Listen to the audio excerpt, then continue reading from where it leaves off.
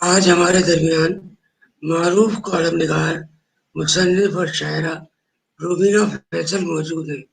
ویسے تو وہ اس وقت ہزاروں میل کے فاصلے پر کینیڈا کے شہر مسیساگا میں اور میں کراچی میں ہوں، لیکن انٹرنیٹ نے دنیا کو گلوبل ولیج میں تبدیل کر دیا ہے، اور اسی کا فائدہ اٹھاتے ہوئے اور ٹیکنالوجی کا فائدہ اٹھاتے ہوئے ہم یہ انٹرویو کر رہے ہیں ہزاروں میل دور بیٹھی ایک مشہور مصنف سے۔ روبینہ فیصل ہماری جیسی شخصیت ہے، بنیادی طور پر افسانہ نگار اور کالم نویس ہیں۔ ان کی اب تک 4 کتابیں شائع ہو چکی ہیں، جن میں روٹی کھاتی مورتیاں، خواب سے جٹی کہانیاں، ایسا ضروری تو نہیں اور گمشدہ سائل شامل تھی۔ وہ براڈ کاسٹر بھی ہیں، سماجی، سیاسی، مذہبی اور تاریخی ایشوز پر دستک کے نام سے پروگرام کرتی رہی، جس کے لگ بھگ 250 سے زائد ایپیسوڈ آئے۔ سب سے پہلے میں آپ سے یہ درخواست کروں گا کہ کچھ اپنے بارے میں بتائیے۔ جی بہت شکریہ شبیر صاحب۔ ایک تو یہ کہ آج کل کورونا کے زمانے میں ٹیکنالوجی کے فوائد کچھ زیادہ ہی محسوس ہو رہے ہیں، اور اللہ کا شکر ہے کہ یہ جب وبا آئی ہے تو ٹیکنالوجی میں دنیا اتنی آگے ہے کہ ہم آپس میں رابطہ کر سکتے ہیں بغیر سفر کیے بھی۔ میرے بارے میں آپ نے میرا خیال ہے کافی اچھا انٹروڈکشن کروا دیا۔ اس کے علاوہ 2000 سے میں کینیڈا میں ہوں، مسیساگا میں رہ رہے ہیں، اور یہ کہ پہلے میں بینک میں تھی جو پاکستان میں تھے، پنجاب بینک میں، تو وہاں پہ 4-5 سال کام کیا، شادی سے پہلے اور شادی کے بعد۔ پھر 2000 میں جب کینیڈا موو ہوئے تو پھر اس کے بعد بینکنگ کو چھوڑ دیا، پھر میں نے امیگریشن لا وغیرہ میں کیا، لیکن بچوں کی وجہ سے پھر اس کو بھی کنٹینیو نہیں کیا۔ تو زیادہ انٹرسٹ پہ لکھنے پڑھنے میں تھا، تو کالم لکھنے شروع کیے، نوائے وقت میں چھپتے ہیں میرے کالم، اور اس کے ساتھ ساتھ پھر کہانیاں لکھی، اور جیسے میں نے آپ سے بات ہوئی تھی تو بتایا کہ کبھی کبھی جو ہے وہ نثری نظمیں بھی لکھ لیتی ہوں۔ تو یہی ہے میرا تعارف، مجھ سے زیادہ اچھا آپ نے کروا دیا۔ اچھا یہ بتائیے کہ لکھنے کا سلسلہ کب اور کیسے شروع ہوا، اور اتنے عرصے میں آپ نے کیا کیا لکھا ہے؟ لکھنے کا سلسلہ کینیڈا آ کے ہی بلکہ شروع ہوا، اور 2000 میں ہم آئے، اور تو تقریباً 2001 میں لکھنا شروع کر دیا تھا میں نے۔ بچے چھوٹے تھے تو کوئی جاب وغیرہ تو میں نے کرنی نہیں تھی، تو پھر رات کے ٹائم جب بچے سو جاتے تھے تو پھر میں لکھتی تھی، کالموں سے شروع کیا، پھر افسانہ لکھا۔ پہلا افسانہ برف ہے میرا، وہ یہاں پہ ایک لٹریری فورم تھا فیملی آف دا ہارٹ کے نام سے، اس میں پڑھا تو کافی پذیرائی ملی اس سے پہلے افسانے سے ہی۔ تو پھر ایک تحریک بھی پیدا ہوئی کہ ہاں میں لکھ سکتی ہوں، اور صرف پڑھنا ہی نہیں آتا، لکھنا بھی آ سکتا ہے۔ تو پھر زیادہ میں کالم لکھتی رہی۔ جب کالم ریگولر لکھتی تھی تو پھر جو بھی کتھارسس ہوتا ہے لکھنے والے کا وہ کالم کے تھرو ہو جاتا تھا۔ تو افسانے کے لیے تو آپ کو پتہ ہے پورا ماحول بنا کے بیٹھنا پڑتا ہے اور کہانی کی پوری بنت کرنی پڑتی ہے۔ تو زیادہ کالم لکھے میں نے، افسانے اس کے بعد، اور حالانکہ میں زیادہ افسانہ لکھنا چاہتی ہوں۔ آج کل ایک ناول شروع کیا ہوا ہے اور وہ رک گیا ہے درمیان میں ہی، میرا خیال تھا ٹائم زیادہ ہے، کورونا کی وجہ سے سب گھروں میں بیٹھے ہوئے ہیں، لیکن یہ کہ الٹا اثر ہو رہا ہے، وہ زیادہ پڑھنے کی طرف زیادہ ہو رہی ہے طبیعت مائل لکھنے کی بجائے، تو آج کل زیادہ پھر پڑھا جا رہا ہے۔ اچھا کوئی ہر کام کا پیچھے کوئی نہ کوئی محرک ہوتا ہے، لکھنے کے پیچھے کیا مقصد تھا اور کیوں لکھنا شروع کیا، کیا وجوہات تھیں؟ لکھنا محرک تو جی ہر چیز کا ہوتا ہے۔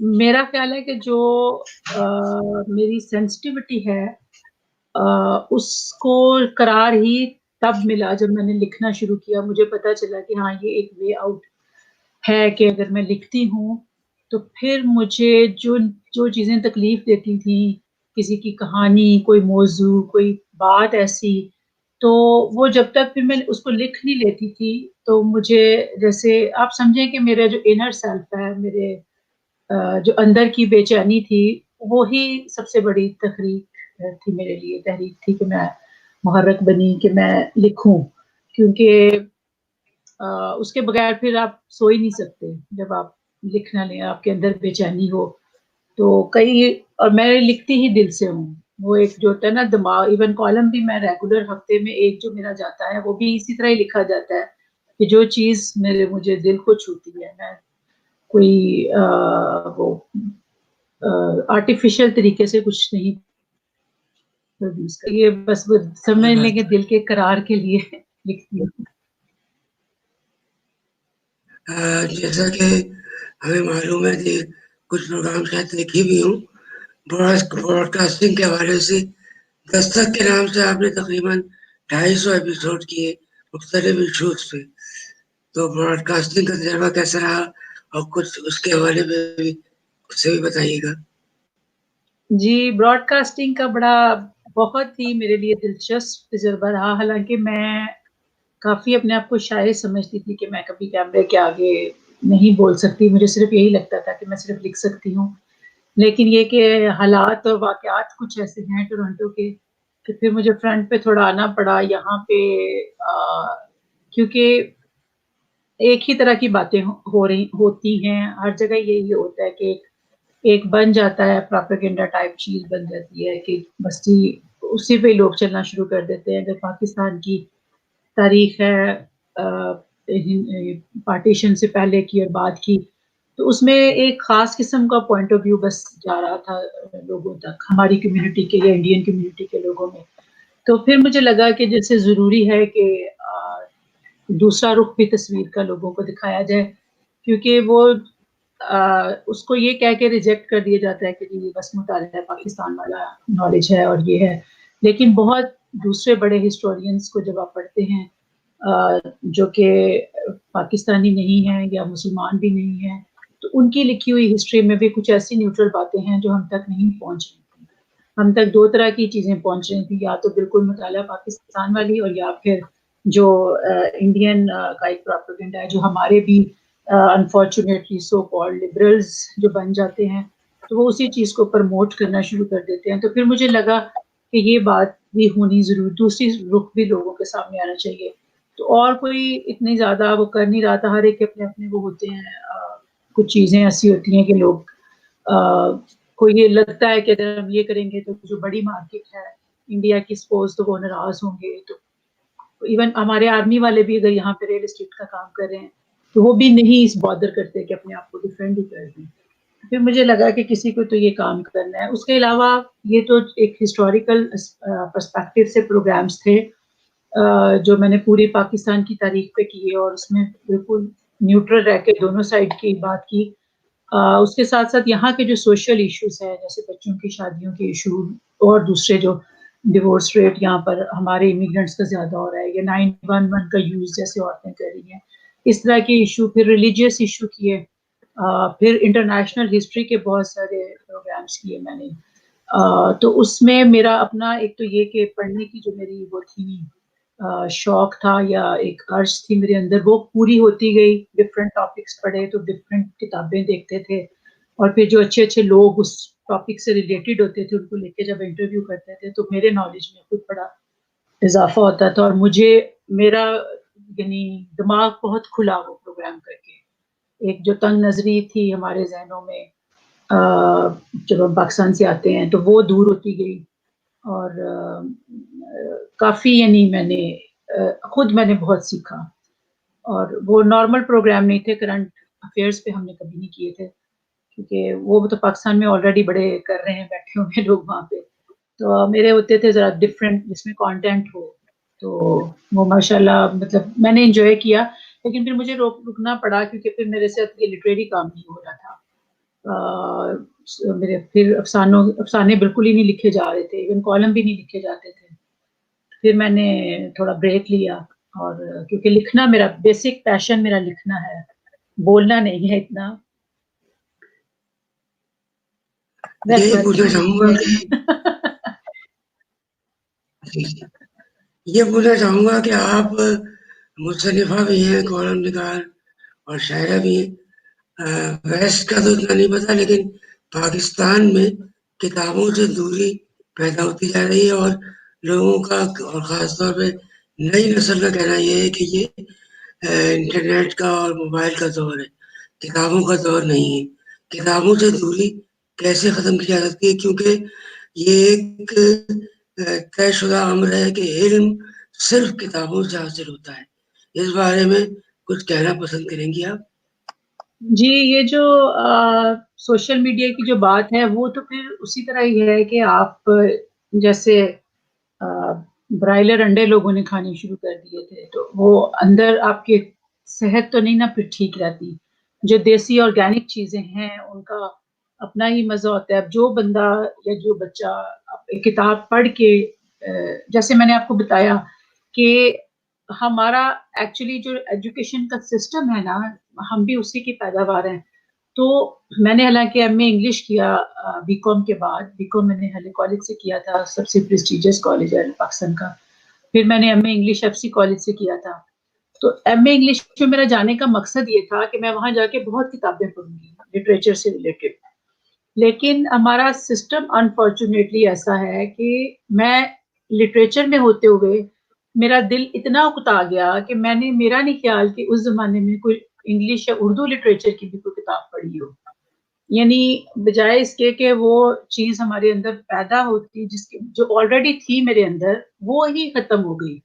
تو وہ جو رٹے کا سسٹم اور جی آپ اتنا کر لیں گے تو اتنے نمبر ملیں گے، یہ سوال یاد کر لیں گے تو یہ ملیں گے، تو سوچنا اور سمجھنے کی صلاحیت ہی نہیں دیتے. اب یہاں کا جو ایجوکیشن سسٹم ہے کینیڈا میں، وہاں پہ 6 مہینے کے بچے کو بھی جب آپ ڈے کیئر میں لے کے جاتے ہیں، یہاں پہ ارلی چائلڈہڈ سینٹر بنے ہوتے ہیں، تو وہ کتابیں بچے کے آگے رکھ کے اس کو سٹوری سناتے ہیں بک سے. اب یہ ایڈوانس ملکوں میں سب ٹیکنالوجی کے باوجود وہ پہلے کتاب سے بچے کا تعارف کرواتے ہیں، چھوٹے سے بچے کا، اور وہ بچہ رسپونڈ کرنا شروع کر دیتا ہے. پھر ہر جگہ ہر محلے میں لائبریریز ہیں. اب اگر میرا گھر ادھر ہے تو اس کے 2 قدم کے فاصلے پہ ایک لائبریری ہے، اس میں سے آپ انلمیٹڈ کتابیں ایشو کروا سکتے ہیں. پھر جو آپ کا اسکول ہے، اسکول آپ بچوں کو رٹے پہ نہیں لے کے جاتا، وہ ان کے اندر تھنکنگ کا ایک پروسیس جو ہے وہ ڈیولپ کرتا ہے. اس سے پھر جو ہے نا وہ بچے ابھی تک، اب ان ملکوں میں کیوں نہیں کتابوں سے لوگ چھٹے. ٹھیک ہے کتاب ہارڈ کور میں کوئی پڑھ رہا ہے یا یعنی ہاتھ میں لے کے کتاب پڑھ رہا ہے یا اس پہ فون پہ پڑھ رہا ہے، لیکن پڑھ تو کتاب رہا ہے نا. لیکن لوگ پڑھ رہے ہیں یہاں پہ. اب پاکستان کا المیہ یہ ہے کہ وہاں پہ اب اگر کوئی اسٹوڈنٹ ہے،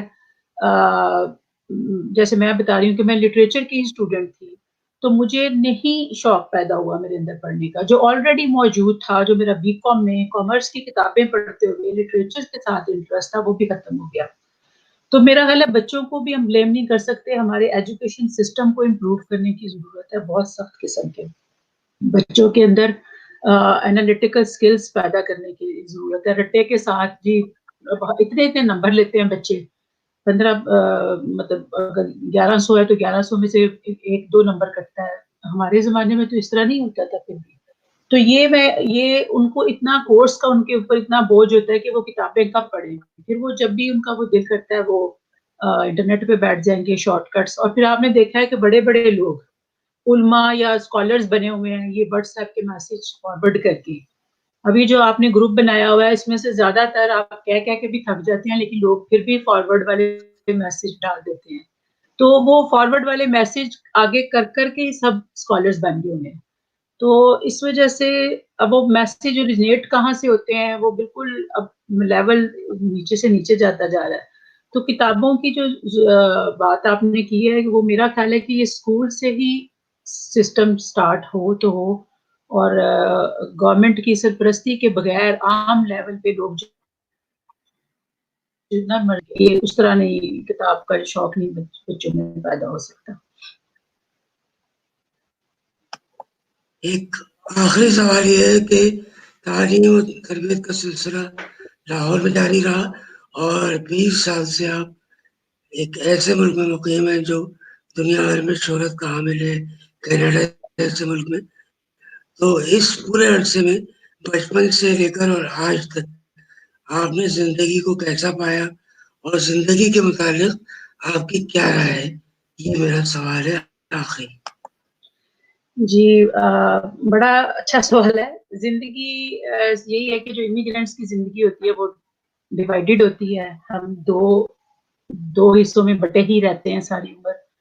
میرا اگر میں نے افسانے لکھے ہیں وہ زیادہ تر کینیڈا کے بیک گراؤنڈ میں ہی سوشل ایشوز پہ لکھے ہیں, لیکن پھر بھی کہیں نہ کہیں کوئی نہ کوئی میرا وہ پاکستان کا جو بیک گراؤنڈ ہے وہ ان میں نظر آ جاتا ہے. تو ہماری تو یہ زندگی ہے ادھوری مہاجروں کی جو ہوتی ہے. اور زندگی کو اوور آل میں نے ایک مجھے لگتا ہے کہ یہ ایک خدا نے آزمائش دے کے بس انسانوں کو یہ دیکھنے کے لیے کہ کون سا انسان کتنا آزمائش پہ پورا اترتا ہے اور کس طرح اترتا ہے, بس یہ چیک کرنے کے لیے خدا نے یہ دنیا کا جو ہے نا تھیٹر لگایا ہے اور اپنا رول ان کو دیا. رول میں بھی زیادہ تر مصیبتیں ہیں, پرابلمز ہیں, اور خوشی یا سکون کی گھڑیاں کم ہوتی ہیں. یعنی مجھے میرا ذاتی تجربہ اور مشاہدہ یہ ہے کہ میرا خیال ہے کہ جو کہتے ہیں نا 4 دن لے کے آئے تھے, اس میں سے 4 دن کے میں سے میرا خیال ہے کوئی پونا کا دن ہوتا ہے جو شاید سکون میں گزرتا ہے. باقی ایک آزمائش ہے زندگی جو ہے, اور اس کو کیسے گزارنا ہے, اس میں اترنا کیسے ہے, یہ انسان کی پھر اس پہ خدا چھوڑ دیتا ہے.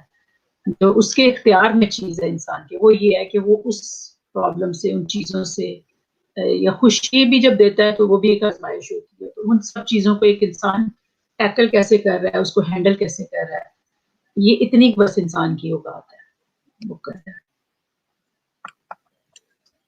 یہ تھی روبینہ فیصل, معروف مصنفہ, کالم نویس, شاعرہ اور براڈ کاسٹر. اس مختصر سے وقت میں انہوں نے بہت سی کام کی باتیں بتائیں اور بہت اچھا سیشن رہا. میں ان کا بہت شکر گزار ہوں کہ ٹائم دیا.